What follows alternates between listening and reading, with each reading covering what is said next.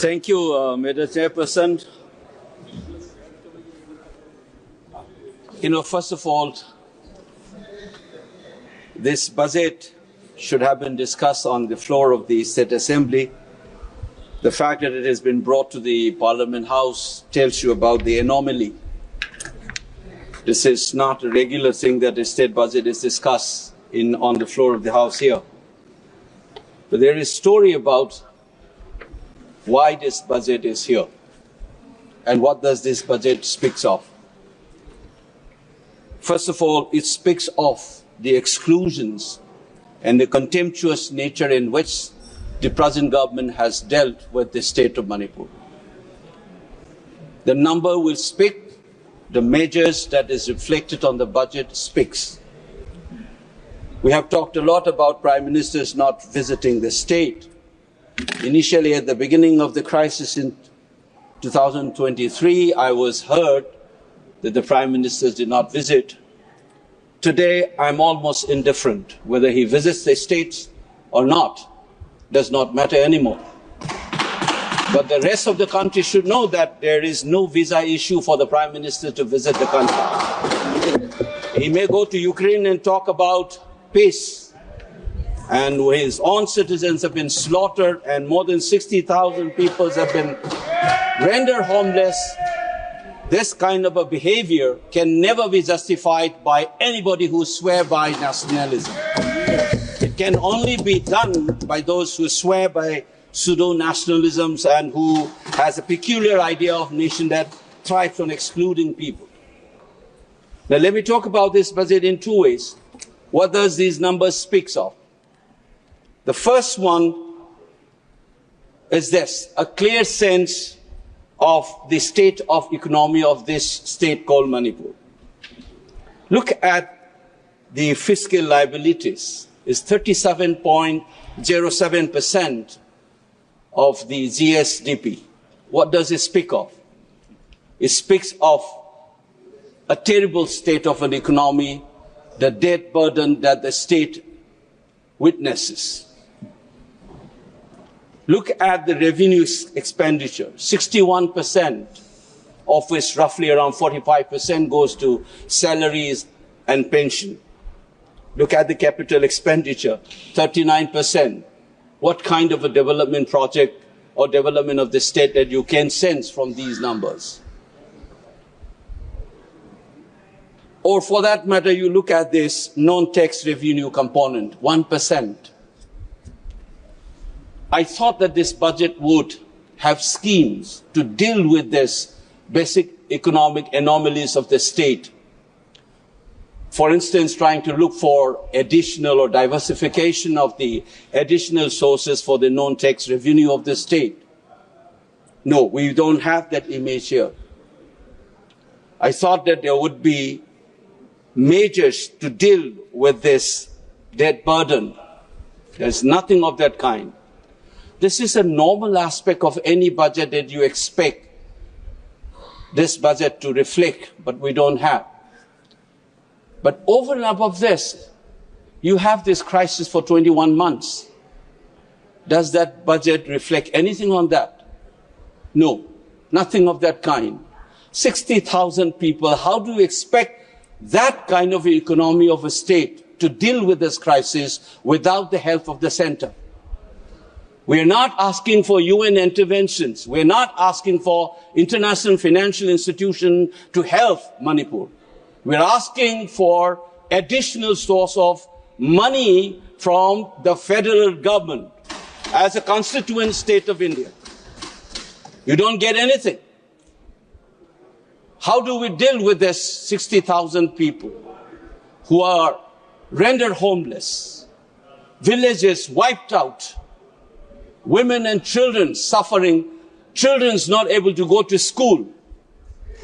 Had this crisis been there in Bihar or UP, you would have felt the nation in you for you to reflect on your budget. The kind of exclusions that I have been trying to brought up in this house. Remember that Gandhi was thrown out of the train. How does he felt? He thought that he was a barrister.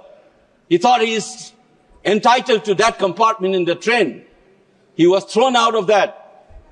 Bankim Chandra Chattopadhyay, when he was told that India does not have history. That sense of invisibility is what this government has been doing. Nothing of this kind has been mentioned in your presidential speech. You've been trying to make us invisible, our tragedy as insignificant. And you expect the people of this state to feel like any other Indians and be proud of being an Indian. People have begun to start asking questions about the relationship between our state and the Union of India. People are remembering the instrument of accession. People are remembering that controversial merger agreement. Why? Because you have allowed the feelings to be groomed like that. And this budget is an addition to that series of action that you have conducted. I'll give one more example, which I felt as I sat in this house and listened. I've seen floods in my home state. Even the Raj Bhawan was inundated. Every year it has become a ritual. Did the budget reflect anything on that in the national budget? Does it reflect in this budget as well? Nothing of that kind. 11,500 crore, 11,500 वाला जो दिया गया था आपने बिहार को, क्यों? Because Bihar is more Indian than Manipur. You think that you said that you will try to help the state of Assam and Himachal for the flood. Nothing has been said about Manipur. Ask your governor how the residents of that Raj Bhawan was inundated. Was it a foreign country? Or even if it were an ambassador's house, you would have invested. This is a state's governor. Under the Union of India, you don't bother and you expect us to feel normal, being included. Madam Chairperson, I am representing a voice. I have taught generations in this country, from Kanyakumari to Kashmir, from Gujarat to Nagaland. For 30 plus years, I've seen this. And you think it's normal that we as people's representative in this house will continuously throw this kind of insults? This budget is the same story that I have been witnessing. What do we do now? What can I expect from this government? What they will end up doing is, though this is being a budget estimate they are projecting for 25-26, at the end of the day you said, because I'm aware this is vote on account, and you say 50% has been approved, it's like a ritual, you will finish it off. Manipur even doesn't address. A ritual will be completed in a couple of days. Is this the largest democracy's temple would be indulging itself? I'm ashamed of myself to bring up these issues. It's not a joke. When thousands of people suffer, I expect this government to have some sensitivity and pump in a little more money and talk openly. If we have made mistake, let's accept. This is not about BJP or Congress. Let's move forward. Let's try to have this feeling that we are one, that we care for you. And this budget must reflect that. Not a simple ritual to continue this insult and then blame the people for anti-India feeling being emerging in that space. Remember that anti-India feeling emerged in Manipur unlike anywhere in this country because of the follies of this state governments, the government of this country has continuously done.